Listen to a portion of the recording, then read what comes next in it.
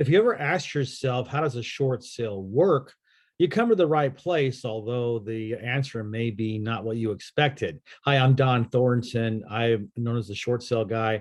I've been a real estate investor. I've been doing short sales for almost 20 years. I've helped well over 1,500 homeowners do short sales to get themselves out from a home where they owe more than what it's worth and they can't keep up the payments anymore.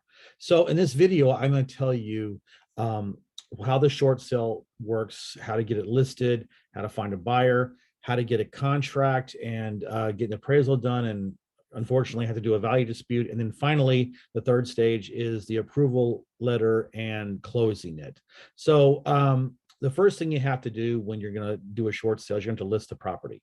The banks want the property to be listed, and they want the real estate agent to make a good faith effort to get as high as price as they can. So this is really where most real estate agents mess up, because you have to walk a fine line. It's like walking a tightrope, because if you list it too high, then that could really negatively influence the appraiser that the bank's going to order, because they may say, well, okay, it's risk at this price, so he's, that appraiser may come in too high.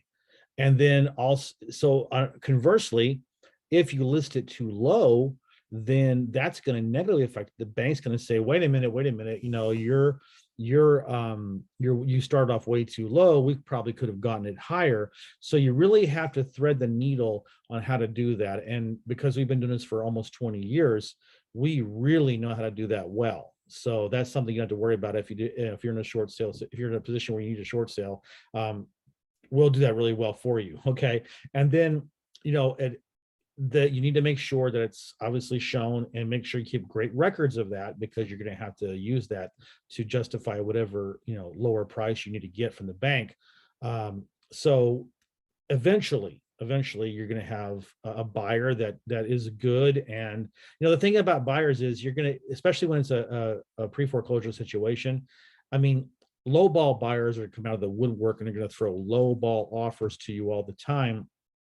And as an agent, you have to submit them to the homeowner, but you have to educate the homeowner, make sure they understand why, just putting the property under contract is not necessarily anything, because if it's incomplete, and if it's not even close to being a good offer, then it's going to get rejected, and you just lose time. And if you're in a foreclosure state where the clock is ticking, that's a bad thing to do. So we want to make sure you avoid that, and you can avoid that by going with a company like ours, which is professional and has done this for so long that we know how to do this, and you don't have to worry about that. I'd love to hear your opinion about what you think about this video and what we're talking about, because I love to engage with people. So go down below and leave a comment and let me know what you think, or if you have any questions, please, I'll answer any questions and whatever you need. I love to talk with people who watch my videos. Now, the second stage is okay, so you've got a buyer, and you've got the contract, you have all the documents that the bank requires, the short sale packet, everything has been submitted to the bank, and they order an appraisal. Now, it can either be a appraisal or a BPO or both.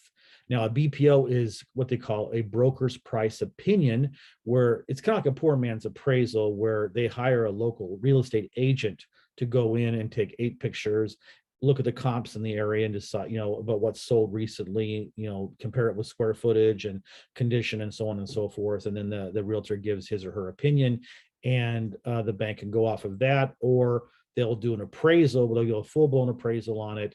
And that happens with FHA or VA loans and USDA. It's going to be an appraisal. There's no other way about it.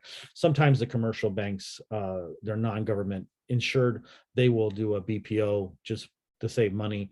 But the government insured loans, USDA, FHA, VA, they're going to do an appraisal. There's nothing you can do about that. And this is really where the second part of this process really takes a turn. And this is where you really need to work with a good company like us, because it's going to come in high. I'm telling you, no matter what happens, the house could be falling down, rafters streaming on you as you come in the house, it's still going to come in way too high. That's just the way it is. All right. There's no rule about it, but the appraisers and the agents, they kind of know that if they come in low too much, then they're going to stop getting the orders from the mortgage companies. So it's not, they don't come out and say it, but wink wink, nudge nudge, they know where their bread is buttered. So you have to do a value dispute. And boy, oh boy, this is where we are really good at that, because it's more than just sending some comps out or sending some contractor estimates. I mean, we go all out. I mean, I would say probably, conservatively speaking, we send reports, multiple reports that, 100 pages. We know so well what they need and how to present to get them to approve it, that we're so good. We hardly ever miss on these things. So I would love it. Just change the subject here a little bit. I'd love it if you go down right now and hit the subscribe button and the notification bell, because I would love for you to subscribe. I am really trying to give you all the value that I've been able to acquire over almost 20 years of doing the business. And I'd love to, if you feel like it has value, subscribe and support me in this. Okay. The last stage of the short sale process is where the bank and the buyer come to an agreement. They've usually, you reach a happy medium, but they say, okay, we're good to go. And the bank is good to go. And they issue a short sale approval letter. And then that letter will allow the property to be closed within either 30, sometimes up to 90 days in advance. And then you just have to go in and close it like a normal closing. The only difference is that obviously that the bank is going to take a short sale. They're going to take a short payoff or an incomplete payoff, and they're going to write everything off. And then the approval letter is going to have all the terms that the bank is going to give the homeowner. So I always recommend to my clients, my homeowner clients, take it to an attorney just for peace of mind. $100, $150 if you have it, or if you have a friend, go, that way you can feel confident that you're not being screwed over, because you have plenty of time to back out if you feel for whatever reason that the terms in the approval letter are not satisfactory for you, but really they are. It's going to show who the price is, who the buyer is. It can't be assigned that they're going to wait. They're going to what's what I'm looking for. They're going to write off any difference than any leftover amount that's not paid off at the closing. And then they always say you're going to get a 1099 for whatever the unpaid balance is. And they're going to say that could have tax ramifications. And then all of that stuff is in there. And then closing is just the same as when you bought the house, except you're the seller this time. And that's really it.